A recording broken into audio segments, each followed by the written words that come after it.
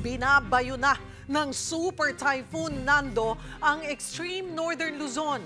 Bukod sa ulan at malakas na hangin, binabantayan din ang banta ng storm surge sa Cagayan na nasa ilalim na ng signal number 4. Para sa update live na magbabalita, si Mon Gualvez. Mon, kumusta ang panahon dyan?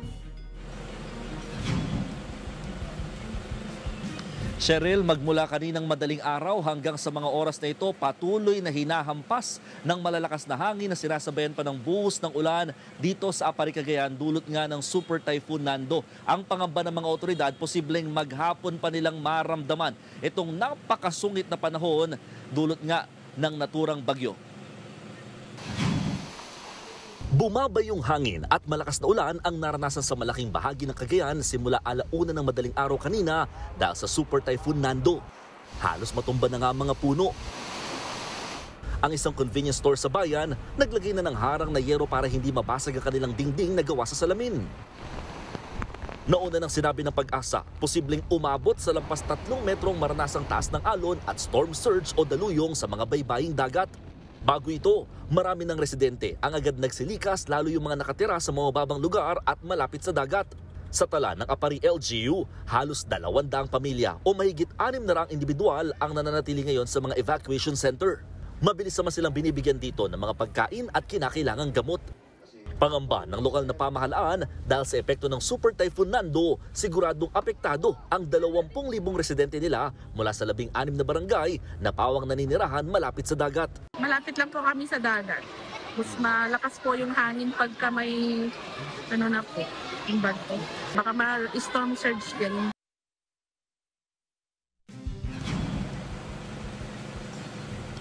Cheryl, update lamang dito sa pinakasentro ng bayan ng Apari, dito sa Rizal Street. Makikita nyo sa aking likuran, halos nakasarado na ang lahat ng mga establishmento dito. Tila ghost town na nga kung titignan dahil nga sa epekto ng napakalakas na bagyong Nando. At wala na rin kuryente sa ibang bahagi ng probinsya ng Cagayan at sa ngayon, nagpatupad na ng forced evacuation ang lokal na pamahalaan ng Apari para nga unahing ilikas itong mga naninirahan malapit sa dagat, maging yung mga nasa may ilog banda dahil pinangangambahan nila na mas lumakas pa itong naturang bagyo bandang hapon mamaya.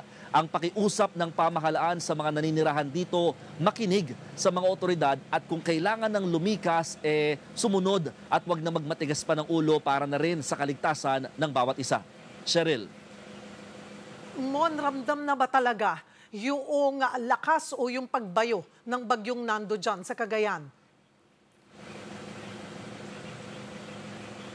Oo, Cheryl, sobrang ramdam na. Magmula pa kaninang umaga, talagang yung sasakyan namin kapag umaandar at lumilipat ng ibang lugar, talagang halos inaangat na kami ng hangin. Yung tubig na dumadampi sa aming mga balat kapag tinatamaan ng ulan, talagang napakasakit, no? Parang hinihiwang blade yung description dito kasi nga ang lakas ng hangin dito sa Apari. Dito sa Apari, Cheryl, signal number 3. What more sa may ibang bahagi pa ng Cagayan na signal number 4 doon sa mga island part na ng probinsya na mas binabayo ngayon ng napakalalakas na hangin. Pero yung kung ramdam ng mga residente sobra na, no, talagang may ilang parts na yung kanilang mga palayan punong-puno na ng tubig at di mo na talaga ma-distinguish kung ito may palayan o baka ilog na, no, sa iyong paningin.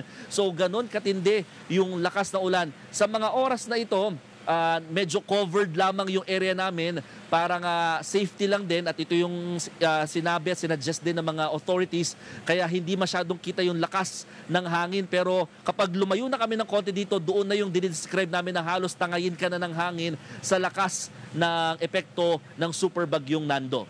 Cheryl. Maraming salamat at mag-iingat kayo riyan, Mon Gualvez.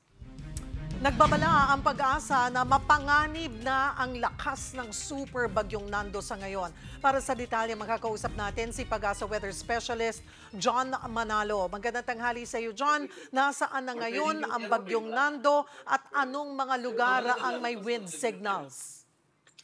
Yes, Cheryl. Ang lugar na kung saan nandito si Super Typhoon Nando ngayon, 110 kilometers east ng Calayan, Cagayan. Ibig sabihin malapit na ito. At kung titignan natin yung ating radar image, ay yung eyeball nito, yung pinakamalakas na hangin na associated dito kay Bagyong Nando, ay tumatama na sa islands natin dito sa Babuyan Islands. Itong diametro na associated dito kay Bagyong Nando, yung eye niya na kung saan kalmado yung weather system, ay nakaka-apekto din at mararanasan din yan ng ilan nating kababayan sa Babuyan Islands. At nakataas ngayon sa signal number 5, ibig sabihin itong signal number 5 ay 185 kilometers per hour or mas mataas pa yung hangin na dala nitong si Bagyong Nando.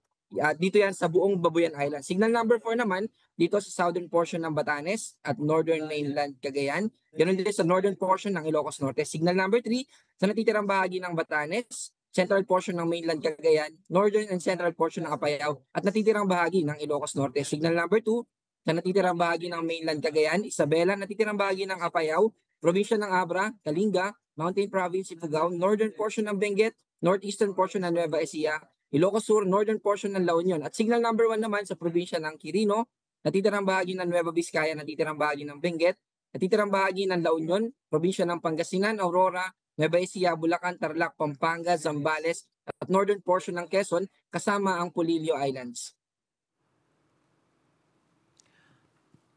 Meron Yes na po. rin bang mga lugar na may banta ng storm surge? Meron po, nakataas po yung ating storm surge warning. Ibig pong sabihin, yung buong extreme northern Luzon, yung Babuyan Islands at ganoon din yung probinsya ng Batanes, ay merong banta ng storm surge. Ganoon din yung northern coastal areas natin ng Luzon. Ibig sabihin po nito ay maaaring umabot yung mga alon natin sa coastal areas ng mahigit 3 meters. Gaano kalawak itong si super typhoon Nando at ano pa yung mga lugar na mahahagip nito? Buong Luzon ba ay affected? Bali yung bands na associated dito kay Super Typhoon Nando ay umaabot ng 600 kilometers. Sa kasalukuyan ay mas lumiit pa siya ng konti, although naging mas lumakas pa siya, pero yung chance na abutin ng signal number 1 yung Metro Manila ay mas bumaba pa. Also, when it comes naman dun sa diametro ng mata ng bagyo, umaabot ito ng 50 kilometers na radius. Ibig sabihin, well-developed itong Super Typhoon Nando. At malaking bahagi ng Luzon yung makakaranas ng malakas na hangin. At ganoon din yung mga pag-ulan, lalo na yung northern Luzon. John, ano yung kasalukuyang lakas nito at bagsik o yung gustiness ng bagyo? At gaano kabilis ito kumikilos? Opo, yung maximum sustained winds o yung lakas ng hangin na associated dito sa mata ng bagyo ay umaabot ng 215 kilometers per hour. At yung gustiness or yung pagbugso, yung biglang lakas ng hangin sa paligid nitong bagyo na si Nando ay umaabot ng 265 kilometers per hour. Mabilis po yan at malakas po yan at kayang magpatumba ng mga bahay na gawa sa light materials at ganoon din naman na makapagpatumba ng mga puno. Ito ay kumikilos pakanluran, westward generally at sa bilis na 20 kilometers per hour. At kailan, inaasahan ba itong magla-landfall? Opo, nandun pa rin yung chance na mag-landfall. Sa kasalukuyan, yung eye wall or yung pinaka malakas na hangin.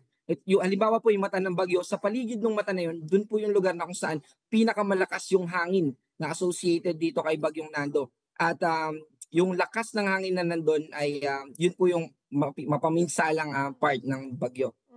Bukod sa lakas ng hangin, sabi mo nga ay nasa 215 at yung gustiness niya ay maabot sa 265 kph. Marami din bang ulan na dala itong bagyong ito?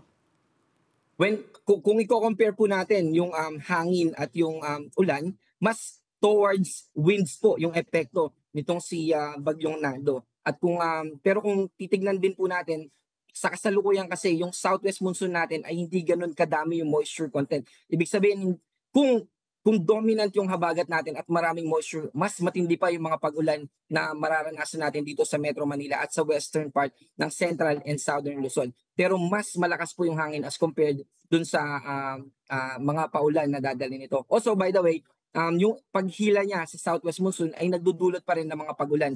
Kasama dyan yung Occidental Mindoro at yung Palawan.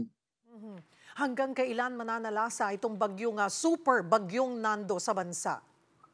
Yung peak po na pinakamalapit ito sa ating kalupaan ay ngayong tanghali hanggang hapon. And then by tomorrow morning ay nasa labas na ito ng Philippine Area of Responsibility at unti-unti na pong mababawasan yung epekto nito in terms of winds at ganoon din naman yung mga pagulan.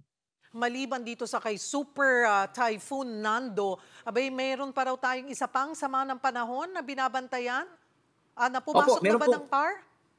Hindi pa po ito pumapasok ng Philippine Area of Responsibility. Yung distansya po niya sa ating coastal area sa eastern part ng ating bansa ay mahigit 1,000 kilometers pa. Also, nakikita natin na papasok ito sa mga susunod na araw at lalapit pa dito sa Eastern Visayas at maaapektuhan yung southern Luzon, particular na yung Bicol region. By Thursday po, ito po yung pinakamaagang araw na makakaapekto ito sa ating bansa. Of course, pwede pa po na magbago yung ating forecast patungkol dito sa LPA na minomonitor natin. Sa kasalukuyan, ang pinakamataas na category na nakikita natin sa kanya ay tropical storm.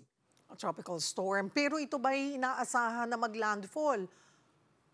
Opo, nakikita natin na nandun yung chance na maglandfall siya sa Central Luzon pero again po no yung uncertainty ay nananatiling ibig sabihin mas pwede pang magbago yung forecast natin na yan.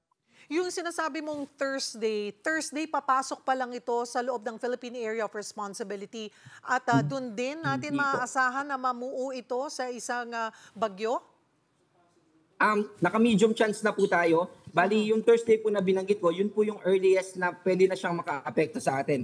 Pero yung pagpasok niya ng Philippine Area of Responsibility ay pwede na po by tomorrow. At naka-medium chance po tayo, ibig sabihin po na medium chance, for the next 24 hours, hindi natin nakikita na magiging bagyo na siya. Pero beyond that, halimbawa bukas ay nandun na yung posibilidad na ito ay maging isang ganap na bagyo. At kapag naging bagyo po ito, or naging bagyo man siya sa loob o labas, pero kapag pumasok siya ng PAR, ay papangalanan po natin ito na Opong. Opong. Opo. Oh, okay. Siguro balikan muna natin itong si Super Bagyong Nando. Muli, John, paalala sa ating mga kababayan lalo na sa mga nasa norte. Opo, kahit na po paulit-ulit tayo na gusto nating iparating sa kanila, na gusto natin na mabawasan yung damages and also yung pwedeng maging epekto nito sa atin, ay habang hindi pa talaga o kung naapektuhan na po tayo ngayon, iwasan po natin na lumabas or magstay sa mga struktura na, o mga bahay na pwedeng masira o itumba ng malalakas na hangin. Ganon din po kung yung bahay natin ay may katabing puno na pwedeng matumba at matumbahan yung bahay natin, ay lumayo po tayo dito.